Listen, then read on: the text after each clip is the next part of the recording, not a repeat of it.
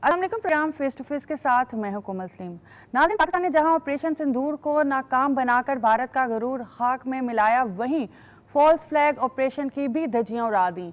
मगर भारत ने पाकिस्तान की सिफारती कामयाबियों से हाइफ होकर एक मरतबा फिर तहरीबकारी की कोशिशें तेज़ कर दी हैं।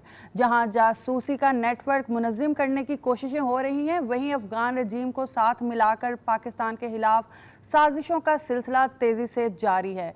इन सब हालात में पाक फ़ौज और सिक्योरिटी इदारे पूरी तरह चौकन्ने हैं। जैसा कि वज़ीर दिफा और वज़ीर इत्तलात भी वाज़ेह कर चुके हैं कि दुश्मन की हर हरकत पर गहरी नज़र है।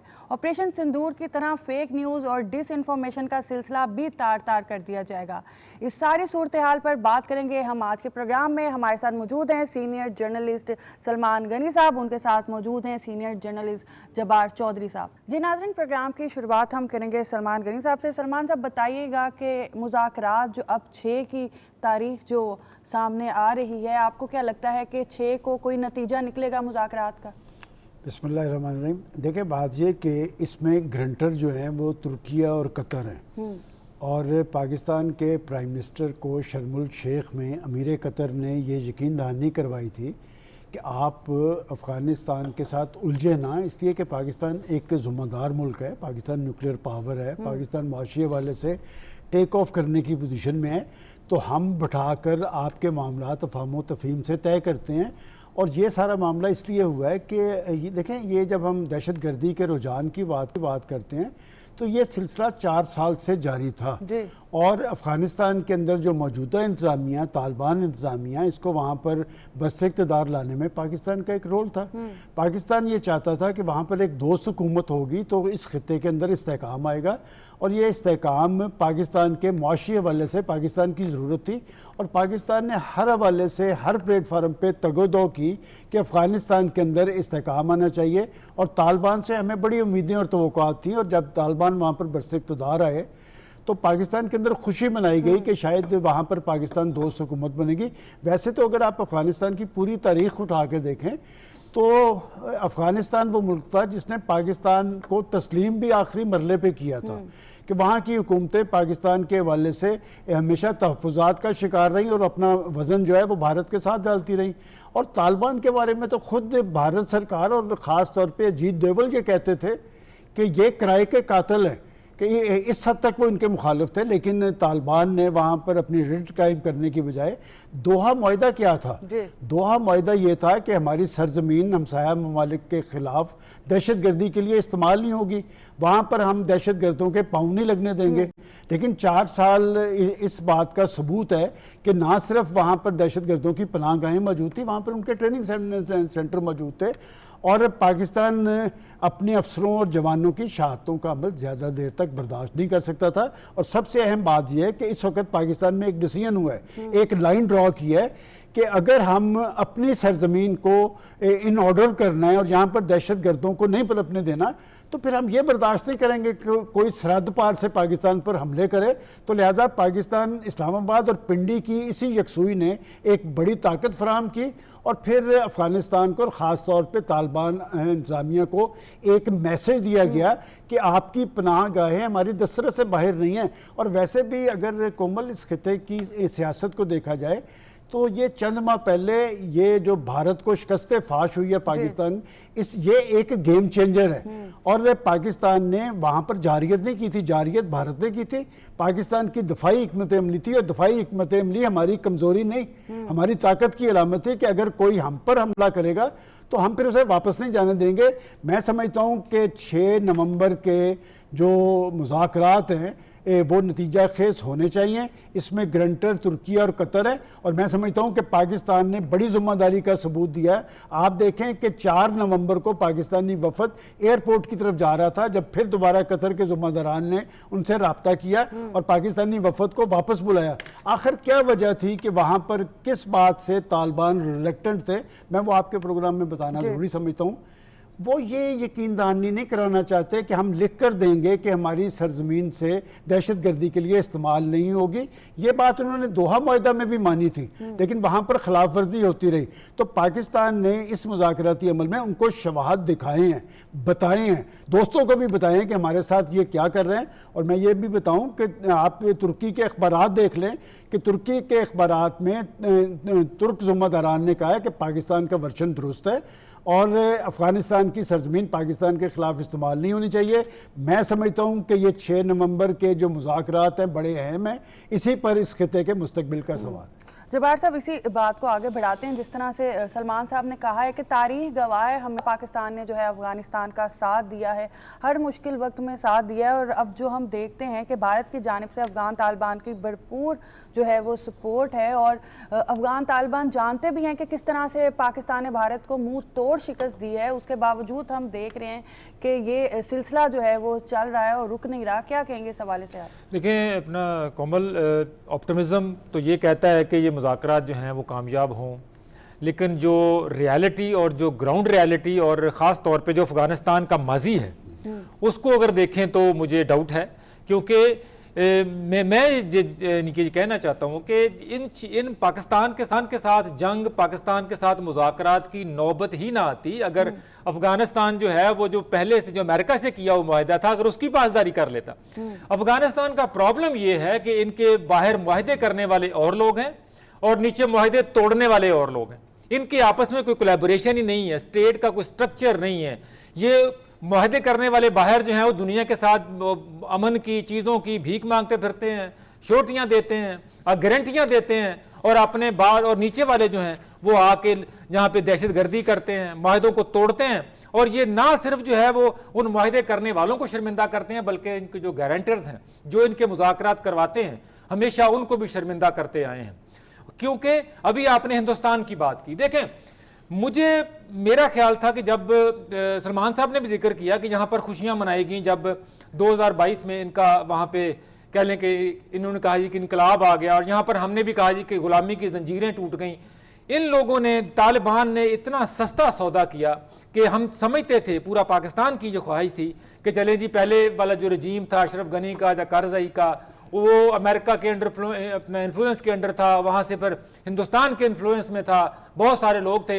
ये लोग जो हैं ये पाकिस्तान को अपना भाई समझते हैं, इस्लाम के दाई हैं, हम भी मुस्लिम इस्लामी कंट्री हैं, तो कम ये आके जो है हम एक दूसरे के करीब आएंगे, हम जो है वो एक ताकत बनेंगे, हम रीजनल ताकत बनेंगे, हम इनको सपोर्ट करते आए हैं, ये हमें सपोर्ट करेंगे। चलिए सपोर्ट ना भी करेंगे तो कम से कम हमें ये वाली दहशतगर्दी का तोहफा कम से कम हमें नहीं देंगे।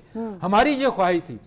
यहाँ पर हमने इसी जज्बे के साथ जो है इनको वेलकम किया, इनके वहाँ पे रजीम जो चेंज हुआ, लेकिन इन्होंने बहुत सस्ता सौदा किया। ये उसी ट्रैक पे चल निकले जिस ट्रैक से ऊपर जहाँ से अशरफ गनी ने छोड़ा था, ये उससे 2 हाथ आगे चले गए, ये 2 हाथ उससे आगे चले गए। हालांकि जानते हैं कि अजीत दोवल जिसके अल्फाज हैं कि ये किराए के कातिल हैं, ये कोई अगर इनको $1 देगा तो हम इनको $2 दे के इनको अपनी तरफ कर लेंगे। ये सामने पब्लिक स्फेयर में, ये कोई अंदर की बात नहीं है, ये माइक के ऊपर है, मीडिया के ऊपर बात है। ये चीज जानते हुए भी कोई मुल्क, कोई शख्स अगर अपना यानी कि अपनी सालमियत का और अपनी गैरत का इतना सस्ता सौदा करता है तो उसके बाद उससे क्या तवक्को रख सकते हैं कि वो कल को इस मुआहदे से फिरेगा या उस मुआहदे से फिरेगा। क्योंकि अगर इन्होंने मुआहदे का पासदारी करनी होती तो कम से कम इस वक्त जो है ना हम बैठ के दोबारा दोहा में अमन की बात कर रहे होते, ना हम इस्तांबुल में बात कर रहे होते। ये पाकिस्तान ने इत्माम हुज्जत कर लिया। लेकिन मैं कहता हूं कि पाकिस्तान की लीडरशिप के अंदर इस वक्त जो क्लैरिटी ऑफ थॉट है कि हमने दहशतगर्दों के साथ कोई रू रियायत नहीं करनी, हमने बहुत नुकसान बर्दाश्त कर लिया, हमने 80-90 हज़ार अपने जो है ना वो शहरियों को शहीद करवा लिया, हमारे फौजी जवान से लेके अफसर तक हर शख्स जो है वो यहाँ पे उन्होंने अपनी शहादतें दे ली हैं। कोई पाकिस्तान में ना मस्जिद महफूज रही, ना मंदिर महफूज रहा, ठीक है, ना कोई गिरजाघर महफूज रहा, ना कोई बाजार महफूज रहा। अब जो है हमने कम से कम अगर क्लैरिटी ऑफ थॉट आई है तो इसको जो है ना वो मंतकी अंजाम तक इस दहशतगर्दी के नासूर को पहुंचाना चाहिए और पहुंचाएगा पाकिस्तान। जब्बार साहब, ब्रिगेडियर रिटायर्ड बाबर अलाउद्दीन साहब हमारे साथ मौजूद हैं, इनसे हम बात करेंगे। अस्सलाम वालेकुम। वालेकुम अस्सलाम। बहुत शुक्रिया ब्रिगेडियर साहब अपना कीमती वक्त हमें देने का। अच्छा ब्रिगेडियर साहब बताइएगा कि भारत ने अपनी आवाम को भूखा मार दिया और अपने दिफाई बजट में जो है वो खातिर ख्वाह इजाफा किया, उसके बावजूद हमने देखा कि भारत अपने कीमती त्यारे जो है वो गवा बैठा, क्योंकि त्यारों से जंग नहीं लड़ी और जीती जाती, स्ट्रेटेजी भी कोई चीज़ होती है। अब अगर दोबारा भारत ने इस तरह की कोशिश की तो किस तरह की मुंह की खानी पड़ेगी उसको? बहुत शुक्रिया कोमल। सबसे पहले तो आपके तरफ से सलमान गनी साहब को और जब्बार साहब को भी अस्सलाम वालेकुम, और बड़ी मेहरबानी आपने टाइम दिया। जहाँ तक आपकी इस बात का तल्लुक है कि किस तरह की मुंह की खानी पड़ेगी, ये तो राइटिंग ऑन दी वॉल है, इसमें तो कोई दो राय नहीं है। अगर उनको जरा सा भी अपने ऊपर कोई एतमाद होता तो इस तरह के काम ना करते जो कि प्रॉक्सीज को वो आगे कर रहे हैं, उनको सपोर्ट कर रहे हैं, चाहे वो बलोचिस्तान में है या KPK में। और इन्होंने तो नया एक काम शुरू किया और जो उसकी जिनकी प्रॉक्सी बने हैं वो भी उन्होंने तारीख रकम की है। जवाहर साहब की बात को आगे बढ़ाते हुए हमने ग्रुप्स को और वेस्टेड इंटरेस्ट के साथ कुछ इंडिविजुअल्स को तो प्रॉक्सीज बनते देखे हैं, लेकिन एक पूरी की पूरी रियासत को प्रॉक्सी बना देना जैसे तालिबान रजीम ने अफगानिस्तान को बना के रख दिया, ये बहुत कम देखा गया होगा और इस तरीके से आप सरवाइव नहीं कर सकते। लेकिन चूंकि ये लोग जो हैं उस तरीके से आंसरेबल नहीं है, ये इनको को मानता ही नहीं है, तो ऐसा काम कर रहे हैं। इंडिया को अगर ये यकीन होता, जो कि मई के बाद तो खैर उनको बिल्कुल भी यकीन नहीं रहा और उनको पता है पाकिस्तान उनके साथ क्या कर सकता है। आज जो उनकी पार्लियामेंट में जो राहुल गांधी की अगर आप तकरीर सुन लें, जिस तरीके से उसने एम्बेरस किया है नरेंद्र मोदी को, उसकी अपनी बातें याद करा के, तो मेरा ख्याल है अगर जरा से भी इनके अंदर कोई एलिमेंट ऑफ एम्बेरसमेंट फील करने का हो तो उनको दोबारा बातें नहीं करनी चाहिए। लेकिन ये ग्रुप वहां पर हिंदुस्तान में जो बरसे इक़्तिदार है, 5 का टोला जिसे कहते हैं, उन्होंने अगर ठान ली हुई है तो ये मिस एडवेंचर करने के लिए दोबारा अगर कोई कोशिश करेंगे। ये जो बेसिकली मल्ला वाला केस है, ये भी ऐसी उनकी एक घिनौनी साजिश थी और ये हमेशा ऐसे करते हैं। इनके पास हिस्ट्री भी है, फॉल्स फ्लैग ऑपरेशंस करते हैं, एक्टिविटीज करते हैं, पाकिस्तान को बीच में घसीटने का कुछ जवाब तलाश करते हैं। लेकिन अभी बहुत क्लियर है हमारी स्टेटमेंट, हमारा नेशनल नैरेटिव, हमारी स्टेट का स्टांस बहुत क्लियर है कि अगर अभी इन्होंने कुछ ऐसा किया तो अभी कोई इनको मोहलत नहीं मिलेगी, या हम कोई इंतजार नहीं करेंगे दुनिया के रिएक्शन का। इवन मई में भी हमने 2 से 3 दिन इनको दिए थे और अभी तो इनको हमारे तमाम बेसिस फुल है। हमने जो कुछ करना था हमने कर लिया हुआ है और हमारी ऑपरेशन रेडीनेस भी एब्सोल्युटली उसी तरीके से जिस तरीके से होनी चाहिए। आल्दो इनकी कोशिश ख्वाहिश है कि पाकिस्तान की फौज को वेस्टर्न फ्रंट पे एंगेज करके, लेकिन ये इनकी भूल है, रवायती जंग का जमाना गुजर चुका है। अगर ये समझते हैं कि पाकिस्तान को ये मल्टी डायमेंशनल साइड से थ्रेट में रख के और इनको वेरियस एंगल से पाकिस्तान को थ्रेटन करके ईस्टर्न वेस्टर्न बॉर्डर वाली दोनों साइडों से कुछ कर लेंगे, तो मेरा ख्याल है अल्हम्दुलिल्लाह पाकिस्तान पूरी सलाहियत हम रखते हैं, दुनिया जानती है। अमेरिकी सदर हर दूसरे दिन जो पाकिस्तान के प्राइम मिनिस्टर और आर्मी चीफ की जो तारीफ कर रहे होते हैं वो ऐसे नहीं करते। आपको पता है अमेरिकी प्रेसिडेंट जो उस लेवल पर जाके खास तौर पे पाकिस्तान जैसे मुल्क की लीडरशिप की लोग तारीफ करते नहीं होते। उनको पता है, उनको शायद इंडिया से ज्यादा पता है कि पाकिस्तान क्या कर सकता है और हिंदुस्तान को इतनी मुंह की खाने के बावजूद भी अभी तक शायद शक है। असल में जो इनके साथ मई में हुआ है ये संभल नहीं पा रहे, पूरे मुल्क में इस पॉलिटिकल लीडरशिप को लोग आड़े हाथों ले रहे हैं, तो इनके पास कुछ जवाब नहीं रह गया। और मेरा ख्याल है अगर इन्होंने कुछ अभी करने की कोशिश की तो आपने मुंह की खाड़ी की बात की है, डिजास्टर्स होगा पूरे खित्ते के लिए। जो है मुंह की खानी पड़ी है, इसके बावजूद मोदी ने हाल ही में एक और खोखला नारा लगाया है कि अब की मर्तबा पाकिस्तान की फौज पर हमला करेंगे। तो अभी भी क्या मोदी सरकार को समझ नहीं आई या ये अपनी सिर्फ पॉलिटिकल पोजीशन स्ट्रॉन्ग करने की चालें चल रहा है ताकि मजीद वहां की आवाम को बेवकूफ़ बना सके? समझ उसको है, पॉलिटिकल गिमिक्स होते हैं और चूंकि ये इख्तिदार के भी तीसरी टर्म में है, वहाँ पर आपको पता है बिहार में बहुत बड़ी स्टेट है, वहाँ पर इलेक्शन हैं और मशरकी बंगाल में और ख़ास तौर पे मशरकी बंगाल में, मगरबी बंगाल में, और आपको पता है कि वहाँ पर ममता बनर्जी की सूरत में बहुत बड़ा पॉलिटिकल चैलेंज उसको है और इस तरह की चीज़ों को पॉलिटिकल गिमिक्री के लिए ऐसी बातें वो करते हैं, उसके पास और कुछ कहने को नहीं है ना। अभी इतनी उनके साथ हो चुकी है पूरी दुनिया में, हर दूसरे दिन अमेरिकी सदर भी जिस तरीके से उनको आड़े हाथों लेते हैं, पूरी दुनिया का प्रेस भी इस बेस पे जो बात कर रहे हैं, उनके अपने अंदर से ऐसी बातें हो रही हैं, तो उन लोगों को जवाब देने के लिए कुछ न कुछ तो फिर हर वक्त हमें एक बयानी उन्हें बनाना होता है ना। तो धमकियों की सूरत में है या बड़े बड़े दावों की सूरत में, दावे तो उनके भी किसी काम नहीं आ सकते क्योंकि दावों की कोई बेस होती है। आप इतनी भरपूर शिकस्त के बाद दावा तो नहीं कर सकते, लेकिन मुझे पूरा यकीन है कि इनको अंदर से पता है। हाँ, ये जरूर है कि अगर इन्होंने दोबारा कुछ करके खित्ते को एक घिनौनी किस्म की जंग में और खौफनाक जंग में अगर ये धकेल देंगे या धकेलना चाहते हैं, तो this is their choice. Pakistan फिर अपनी डिफेंस में जो कुछ हमने पहले किया, हम सबको पता है, आइंदा भी जो हम कर सकते हैं, हमारी कैपेबिलिटी की सबको पता है। तो इनका कोई इलाका महफूज नहीं है पाकिस्तान से। अभी स्ट्रेटेजिक डेप्थ का जमाना गुजर गया। अभी कोई इंडिया का इलाका पाकिस्तान के मिसाइल्स की जद से, पाकिस्तान के एयरफोर्स की रेंज से, पाकिस्तान की इवन लॉन्ग रेंज जो हमारे आर्टिलरी गन्स हैं उनकी जद से कोई इलाका इनका महफूज बिल्कुल भी नहीं है, इनको पता है। तो आई ओनली होप, लेकिन इस रजीम से कम आप बेहतरी की उम्मीद बिल्कुल भी नहीं कर सकते। ये जलसों में जाके बड़े बड़े बाबर साहब, क्या ये भी मुमकिन है कि भारत अब बराह रास्त हमले की बजाय तहरीबकारी पर फोकस करेगा, और अगर ऐसा करता है तो इस सूरत हाल में पाकिस्तान की हिकमत अमली क्या होनी चाहिए इस हवाले से, जिस तरह से अता तारड़ साहब ने भी अपनी प्रेस कॉन्फ्रेंस में जिक्र किया है? जी, उनकी स्ट्रेटजी तो फिलहाल है ही ये ना।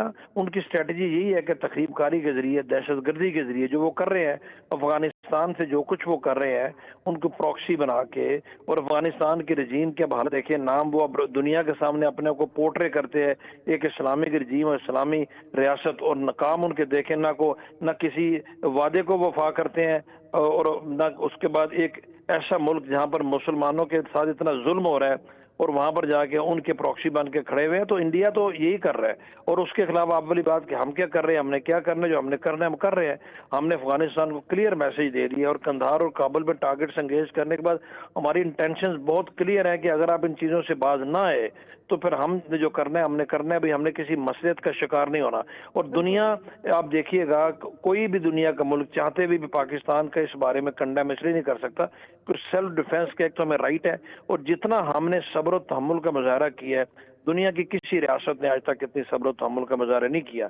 लेकिन मेरे जो दोनों जो साथी हमारे यहाँ पर एनालिस्ट बैठे हैं, उनकी बात को मैं बिल्कुल एग्री करता हूँ कि कभी भी कोई सब्र और तहम्मुल या patience not at the cost of your own security and national strength, क्योंकि आपके लोग रोजाना की बुनियाद पर, हम क्या हमारे जाने इतनी सस्ती हैं हमारे फौजियों की, सिक्योरिटी फोर्सेज के अफसर जवानों की या आम शहरियों की। तो हमने जो कर रहे हैं बहुत क्लियर हमने बता दिया, और हम उसका जवाब दे भी रहे हैं। इनको उसके बारे में कोई शक नहीं होना चाहिए, और जो रवायती जंग की तरफ आएंगे तो उसके लिए भी हम तैयार हैं। फिर उसमें होता यह है कि 2 न्यूक्लियर पावर, फिर उसका एंड रिजल्ट क्या होगा ये हमारे देखने की बात नहीं है, क्योंकि हमने इनिशिएट ना किया ना करेंगे। ये पर दुनिया के सोचने की बात है कि नरेंद्र मोदी जैसे फैसिस्ट हुक्मरान जहाँ पर होंगे, वो फिर तबाह बर्बादी की तरफ लोगों को लेके जाएंगे।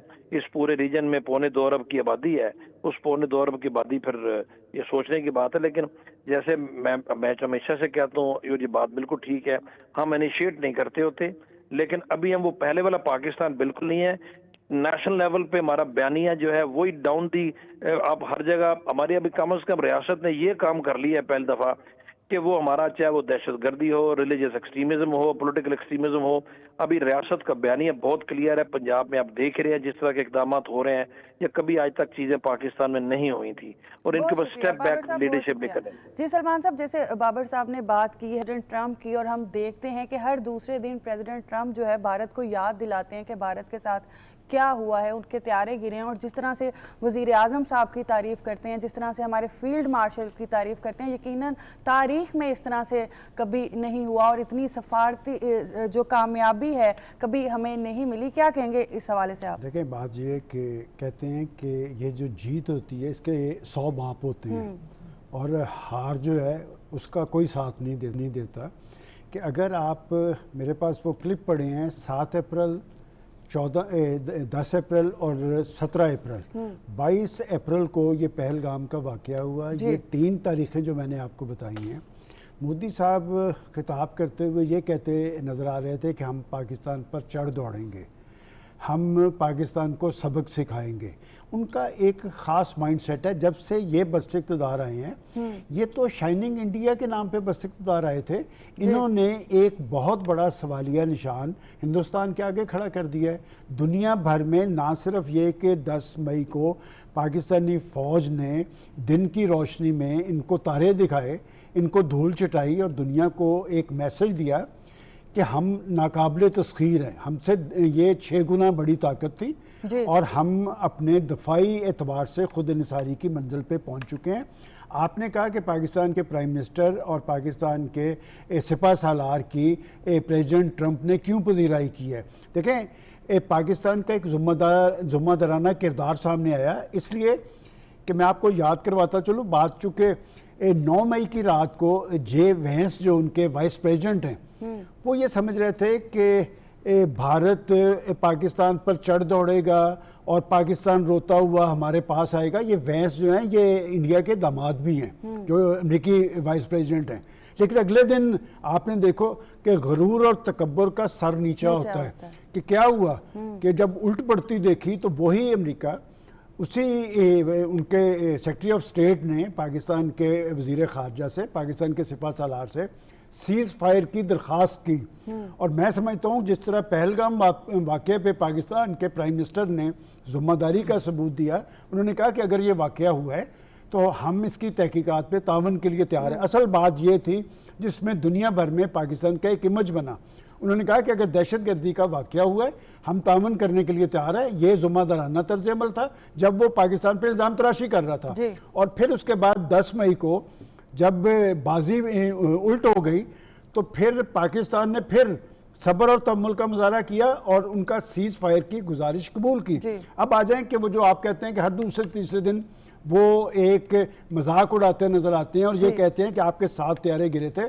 ये वो तैयारे थे जिनके बारे में मैं आपको बताता चलूँ कि जब बालाकोट पे इन्होंने शरारत की थी उस वक़्त भी पाकिस्तान की एयरफोर्स ने 24 घंटे के अंदर इन्हें जवाब दिया था और ये बताया था कि आपने दोबारा ये हरकत नहीं करनी। और वो तैयारे जिन्होंने पाकिस्तान की हदूद की खिलाफ वर्जी की थी वो उनकी ज़मीन पे दे मारे थे, लेकिन इन्होंने फिर दोबारा ये हरकत की। मेरा ख्याल है वो जो आप कह रही हैं कि वो ऑपरेशन संदूर, अब ये बराह रास्त हमले की गलती नहीं करेंगे। ये अभी तक ऑपरेशन संदूर जारी है। कहाँ जारी है? ये अफगानिस्तान के जरिए जारी है। बात ये NDS और रा का गठजोड़ बड़ा पुराना है। हमें पता है कि इनके तरबीती मराकज़ थे। तालिबान के आने के बाद बताया गया कि वो तरबीती मराकज़ ख़त्म हो गए, लेकिन वो मराकज़ उसी तरह कायम थे। और बात यह कि ये अब अफ़गान सरजमीन को इस्तेमाल कर रहे हैं। मैं आपसे ये पूछता हूँ कि ये सारी कैफियत अफ़गानिस्तान से क्यों तारी हुई? इसलिए कि 7 अक्टूबर को मुल्ला मुत्तकी वहाँ पर जाते हैं, वहाँ दिल्ली में जाते हैं, वही अजीत डोवल हैं, वही उनके वहाँ पर बैठ के वो एक मुआहदे पे दस्तखत करते हैं। मुआहदा क्या है कि आज तक किसी अफ़गानिस्तान की, अभी अशरफ गनी की हामिद करज़ई की बात की गई है, अशरफ गनी और हामिद करज़ई तो सीधे सीधे इंडिया के साथ है, उन्हें भी ये जरूरत नहीं हुई थी कि वो मकबूजा कश्मीर के बारे में ये कहें कि ये हिंदुस्तान का हिस्सा है, जिसके बारे में पूरी दुनिया ने अपना एक वज़न डाला था। 18 रेजोल्यूशंस मौजूद हैं। मैं समझता हूँ ये उखड़ चुके हैं। और जहाँ तक मोदी साहब का सवाल है, वो एक न्यूटन का फार्मूला है कि चीज़ें जब अपनी बुनियाद से उखड़ती हैं तो फिर वो लुढ़कती रहती हैं जब तक वो अपने मंतकी अंजाम तक ना पहुँच जाएँ। ये मोदी साहब उखड़ चुके हैं, इसलिए कि तकब्बर गरूर उनका हवा में तहलील हो चुका है। और मैं आपको ये भी याद करवाता चलूँ कि 10 मई के बाद 12 मई को ये अपनी सेना से खिताब कर रहे थे और मुझे वो फुटेज नहीं आज तक भूली। कह रहे थे कि फतह तो हमें मिली है। भाई फतह जिनकी होती है उनके चेहरे आपकी तरह के होते हैं कि उनके चेहरे बुझे हुए थे। और राजनाथ सिंह जाके मकबूजा कश्मीर में फौजियों से खिताब करता हुआ कहता है कि अभी तो ट्रेलर चला है, फिल्म चल रही है। तो राजनाथ साहब, फिल्म तो चल चुकी है, फिल्म दुनिया देख चुकी है, दिन दिहाड़े देख चुकी है। आपकी तारीख शब खून मारने की तारीख है, पाकिस्तानी फौज की तारीख दिन दिहाड़े काम करने की तारीख है। और हमारा तर्ज अमल दिफाई था। बार बार पाकिस्तान के सिपा सालार ने कहा कि हमारी दिफाई हिकमत अमली है, अगर आपने जारहियत की गलती की तो मुंह तोड़ जवाब देंगे। और मुझे याद है कि 27 अप्रैल को पसरूर सेक्टर पे पाकिस्तान का सिपा सालार एक टैंक पे खड़े होकर उन्होंने जब नारे तकबीर लगाया था, मैं उसी वक्त समझ गया था कि ये बहुत बड़ा मैसेज है। मेरा ख्याल उन्होंने मैसेज समझा नहीं था। ये बात अब भूल जाएं कि भारत दोबारा जारहियत की गलती करेगा। अलबत्ता अफ़गानिस्तान के बारे में मैं एक बात ज़रूर कहता हूँ कि पाकिस्तान ने ज़िम्मेदारी का सबूत दिया है, अपने दोस्तों की इज़्ज़त व तकरीम की है, उनकी बात मानी है। लेकिन अब जो मुआहदा हुआ है, अभी तक तो ये इब्तदाई मुआहदा है, इसको हतमी शक्ल मिलनी है। देखिए अफगान सरजमीन का दहशत गर्दी के लिए लेकिन इस्तेमाल खत्म होना चाहिए। जिस तरह से बात की है कि मुआहदे पे क्या कायम रहेंगे वो? देखें जब ग्रंटर कोई होता है ना, इस दफ़ा जो मुआहदे के अंदर कुछ चीज़ें हैं, पाकिस्तान शवाहद वहाँ पर रख चुका है। मैं एक बात और कहूँगा, देखिए ख्वाजा आसिफ साहब जो लाइन ले रहे थे, तो मेरी उस वक्त तो एक रिजर्वेशन थी कि ख्वाजा साहब इतनी हार्ड लाइन क्यों ले रहे हैं, लेकिन अब उनकी बात से समझ आई जब पाकिस्तान की रियासत ने ख्वाजा आसिफ साहब को दोहा भेजा। इसका मतलब ये था कि पाकिस्तान की रियासत और हुकूमत लाइन ड्रॉ कर चुकी है कि हम अपने अफसरों और जवानों को इस तरह कुर्बान नहीं होने देंगे। ये कौन है? ये हमारे बेटे हैं ना, हमारे भाई हैं ना, हमारे जिस्म का हिस्सा हैं।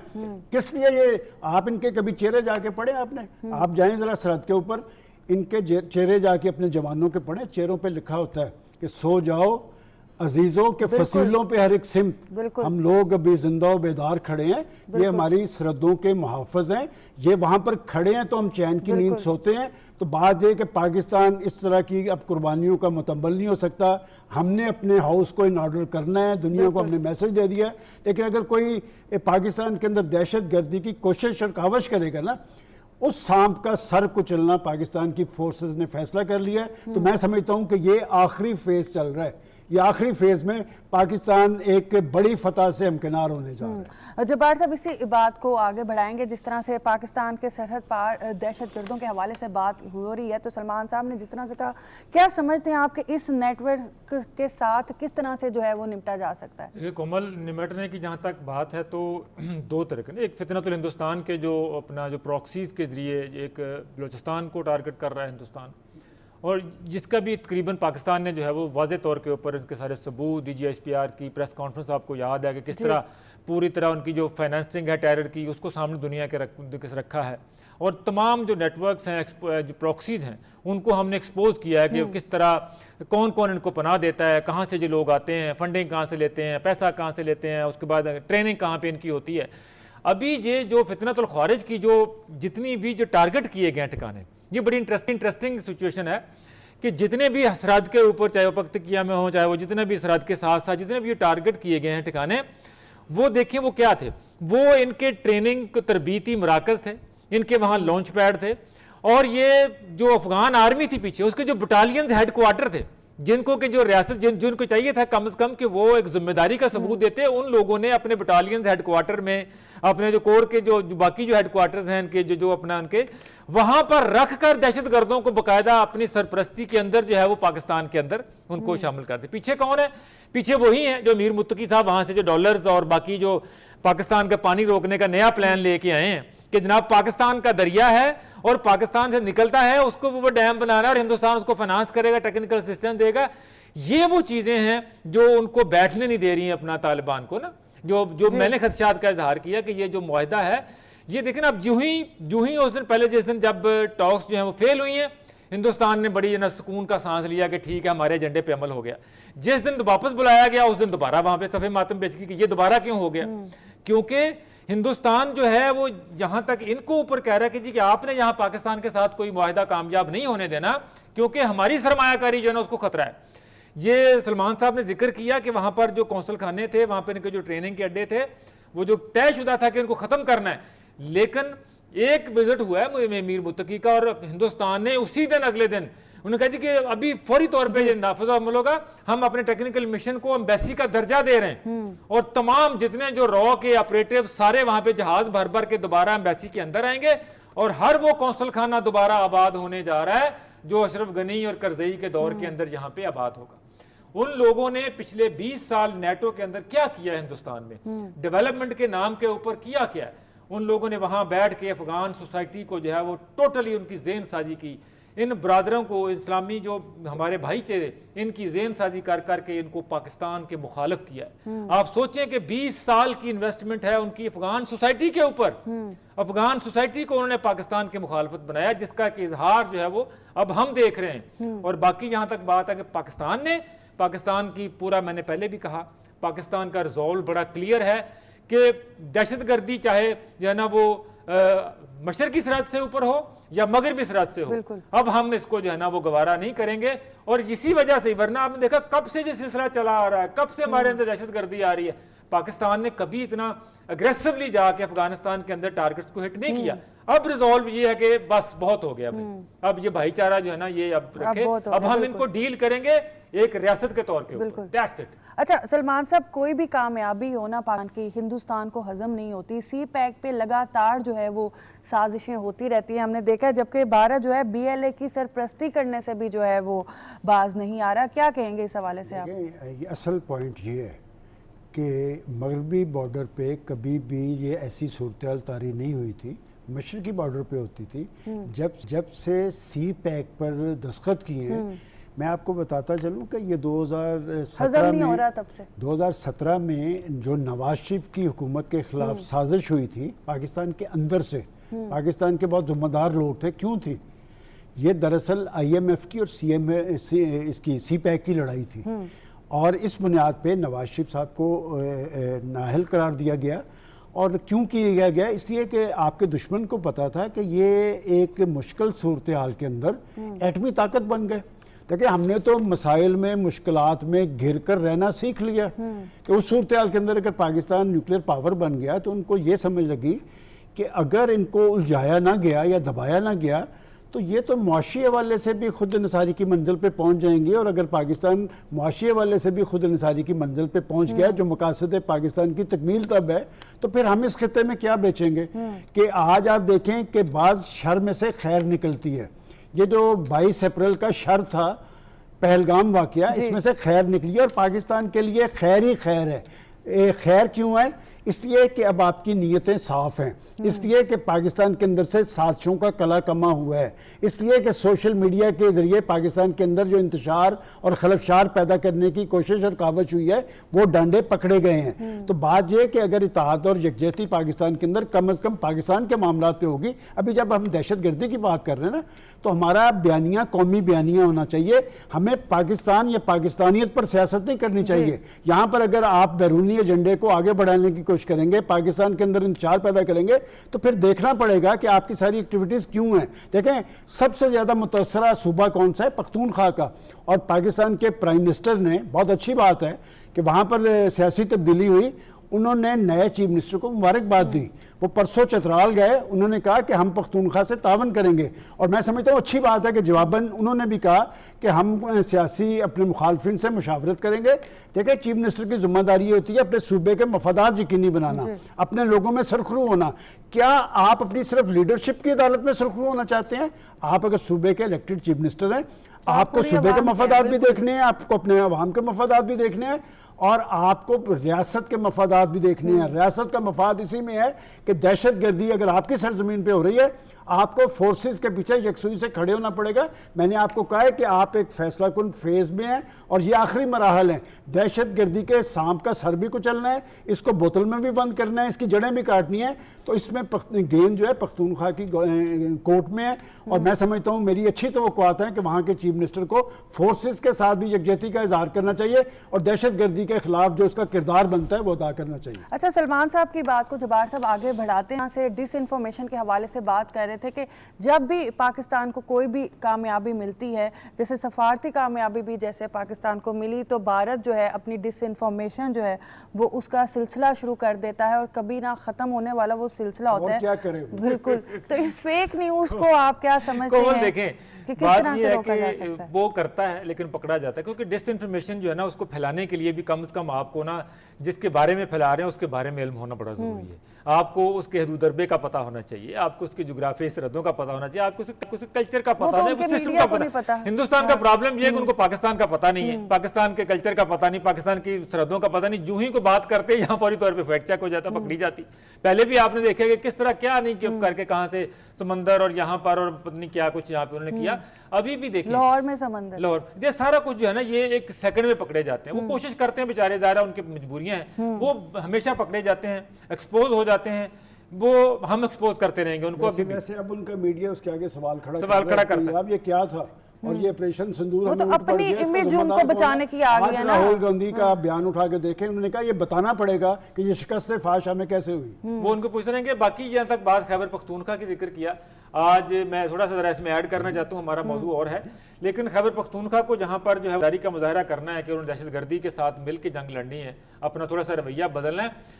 दूसरा जो एक मुंतखब हुकूमत का जो काम होता है वो अपने लोगों की सहूलत पैदा करना। आज देखें, आज पंजाब में बने हुए PKLI के आज एक संग मील अबूर किया, 1000 ट्रांसप्लांट जिगर के जो है ना वो पूरे हुए हैं आज, और इस तरह का अदारे जो है वो पूरे पाकिस्तान की ज़रूरत है। लेकिन देखें, हम देख रहे हैं कि पिछले 12 साल से गवर्नमेंट है KPK में, वहाँ पर जो है इस तरह का कोई एक भी इस पाए का अदारा जो है वहाँ पे नज़र नहीं आता। असल चीज़ है कि वो सिर्फ ये इस तरह की पॉलिटिकल गेमिंग या कम से कम रियासत को अपना अपोज करने की बजाय या हर काम की मुखालफत करने की बजाय ख़ास तौर के ऊपर अपने सूबे में लोगों के लिए बेटरमेंट के काम करने वाले ये हैं। सलमान साहब ने दहशतगर्दी के हवाले से जिक्र किया, उसमें भी उनका किरदार बहुत ज़्यादा होना चाहिए, बेहतर होना चाहिए, लेकिन उसके साथ साथ बाकी जो सहूलतें हैं सेहत की, लोगों की, उन लोगों जिन लोगों ने वोट दिया है उनका भी तो कोई हक बनता है ना। देखिए, इस तरह के अदारे कायम हों, सेहत के बारे में बेहतर चीज़ें आएँ, तो सब लोगों को, जब हम बदले हुए पाकिस्तान में रहते हैं, इसमें जो है ना एक कौमी बयानिया हमारा न सिर्फ दहशतगर्दी के ऊपर होना चाहिए बल्कि पाकिस्तान की डेवलपमेंट के लिए भी, पाकिस्तान की तरक्की के लिए भी, इकोनॉमी के लिए भी, बेटरमेंट के लिए भी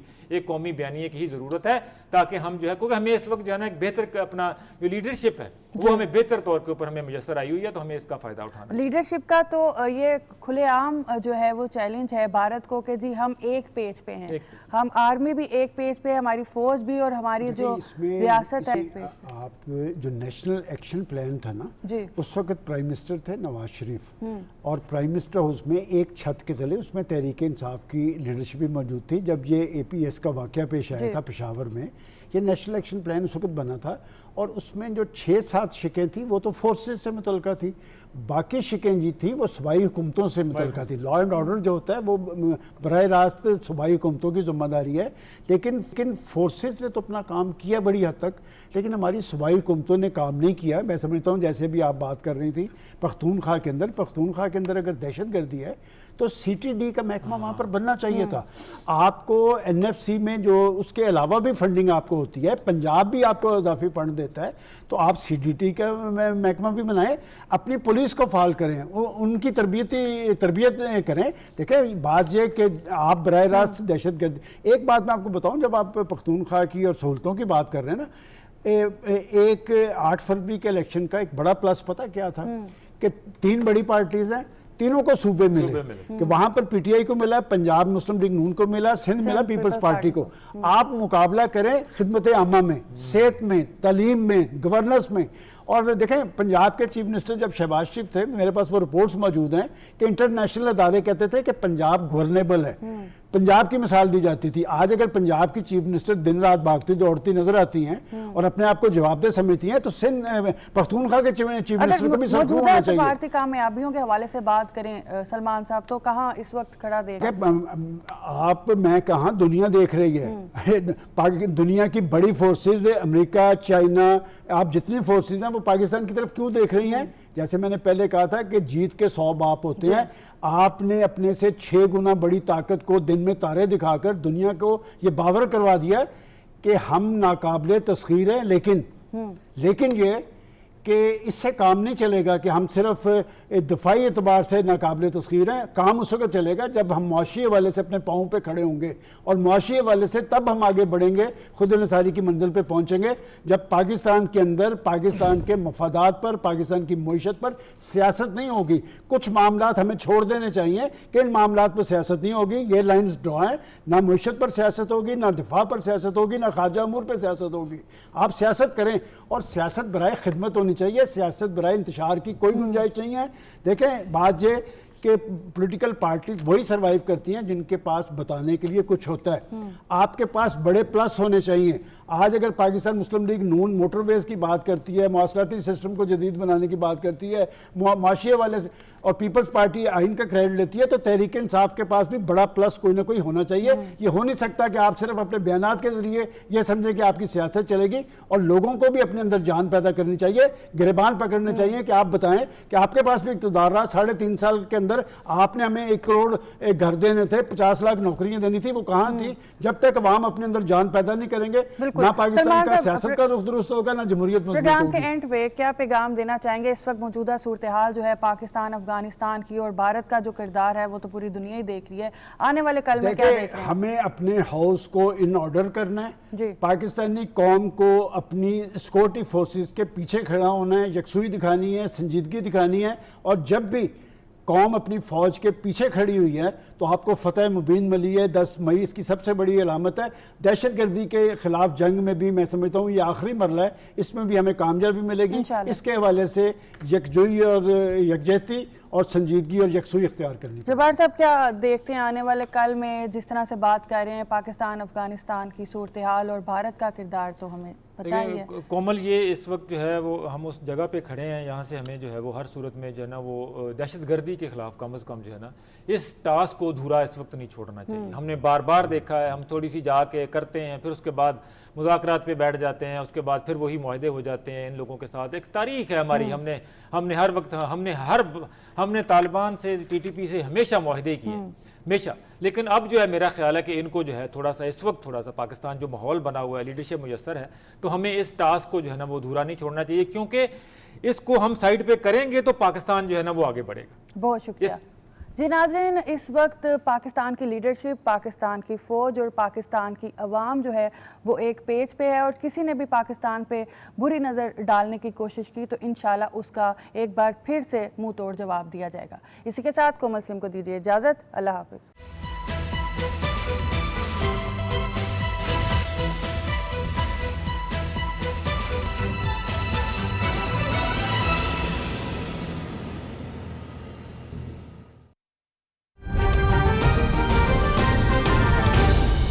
दुरुस्त हर वक्त।